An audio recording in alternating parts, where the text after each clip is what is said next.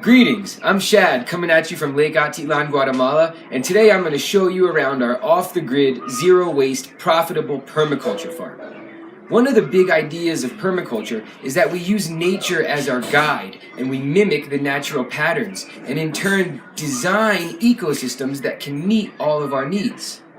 One of the big patterns that we can observe in nature is that nature produces no waste. There is no such thing as waste in nature because every output of one thing is used in turn by something else, continually adding to the diversity and complexity of the system. So that idea of producing no waste has been a central theme in the design of our own house and permaculture farm. Since the beginning of the farm, we made the decision to be completely off the grid and aim to meet all of our energy needs as locally and sustainably as possible. For several years, we lived without electricity and thoroughly enjoyed it, but more recently we made the upgrade to a small solar system that consists of 3 90-watt panels and 2 batteries. I really want to stress here that going off the grid is not just about going out and buying a bunch of fancy equipment. Really, it's about looking deeply at our actual energy needs and devising strategies for how we can reduce our usage and consumption. Furthermore, sustainability is a process, and it's achieved only through work and accepting constant feedback. For example, our cooking energy is still not 100% sustainable. We mainly use a rocket stove with firewood that we grow on the land, but we also use a propane tank for a lot of our cooking. Our goal in the future is to build a biodigester that will produce methane and hopefully reduce our need for propane. But at the current moment, we haven't achieved that yet. Beyond our energy use, all of our buildings as well are designed to feature locally available renewable materials. As with our house and other farm buildings, the seed house here is a perfect example of a natural building made exclusively from materials we find on our land. From the stone to the bamboo and soil, all the way to the wood, these materials come from our land and are readily renewed. Water is probably the most important element on any farm or homestead. Without water, you can't really do much of anything at all. And that's why when we picked our site and location, we really prioritized access to clean, potable water. Because of its importance, we felt the need to develop 3 different resources at least that each provide us with clean drinking water. Right behind me is our spring, and this is our primary source of drinking water. Aside from the spring, we have a year-round river that provides all our irrigation needs and filtered drinking water in an emergency. Finally, we have rainwater systems that capture rainwater in a case one of the other elements does not work. Aside from working with actively flowing bodies of water, we also work with passive harvesting of rainwater and other overland flow. The goal here, as we see in nature, is to slow the water down, spread it out across our landscape, and sink it into the ground. You can really remember that easily. Slow it, spread it, sink it. Even if you're not living on an active, profitable farm, it should be pretty easy for any person or family to meet most of their vegetable needs in a small space right behind their house. In permaculture, we call the space surrounding the house that's visited the most Zone 1. And in Zone 1, it's really quite easy to grow a whole lot of food to meet most of your vegetable needs. In this little garden right behind my house, I have over 50 useful plants that are edible or medicinal. Visited regularly and watered regularly, they grow very well even if they're packed in a little tight. By using companion planting and active care, we produce all of our family's vegetable needs in this 8-meter by 8-meter patch. A bit further away from the house, we cultivate our main calorie crop, or energy crop, which for us is taro root. The system in which we grow our taro root is in a forested system that mimics the naturally occurring architecture of woodlands and forests. If you look at any forest, you can see that different plants occupy different layers.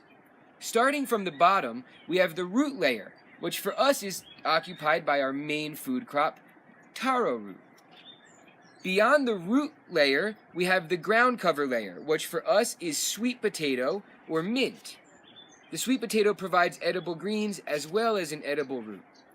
Above the ground cover layer, we have the herbaceous layer, which for us is sweet cucumber, a shade-tolerant, fruit-producing cucurbit, which gives a nice melon-tasting fruit regularly.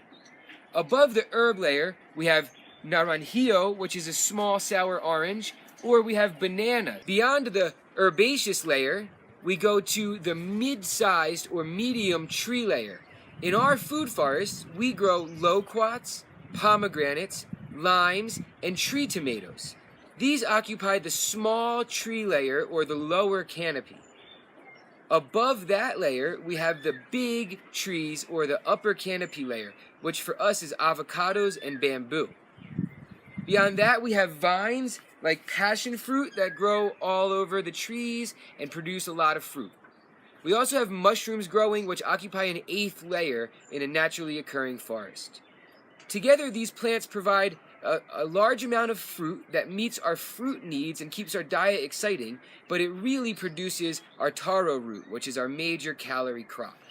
Another aspect of the food forest is that we rotate different types of animals through different parts of the farm at various times of the year. This allows the animals to fertilize the food forest and then allows the food forest to absorb the fertilization and rest when the animals move to a different piece. In this particular case, we have meat birds that live in this movable chicken house behind us. This chicken house is easily rotated to connect to 4 different yards, and that allows the chickens to be in one yard for a period of time and then be moved to another piece. Similarly, goats, which are the cornerstone of our farming enterprise, are rotated through pastures even further away from the house. By using people to guide their movements, we move the goats throughout different areas so that the land can regenerate once they've been visited by the animals. Here we are in the market garden, which, aside from the goats, accounts for the main income for the farm.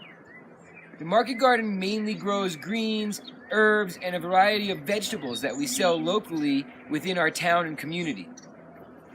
The market garden is managed with animals and with rotation of different types of crops. We move chickens or pigs through here regularly to help us turn the soil and weed out the bugs. We also rotate the different types of plants and ensure a wide variety of companion planting to ensure diversity, pest resistance, and insect attractants. Unlike the food forest, which is relatively low labor, the market garden requires a lot of attention and care. All of our farm is 100% spray-free. We do not use any pesticides, not even organic ones. And so that increases a bit our labor that we need to spend to cultivate annual crops for our market garden. Here we are in our pig and chicken house, which is also our composting pile. It is the whole compost pile for the entire farm. Every amount of organic waste that we produce, whether it's from our kitchen, from our gardens, from the food forest, and even from the goat barn, all of that comes into this house. Below me is over 4 feet of actively composting deep bedding. If you dig down a little, you'll feel a lot of heat, and below that is ready, finished compost that you can apply anywhere to help your plants grow. By adding greens every day to the pigs and the chickens, plus their main food and a lot of kitchen and restaurant scraps, we ensure that they have a high quality diet, lots of green material in their diet. They get airflow, sun, and lots of exercise.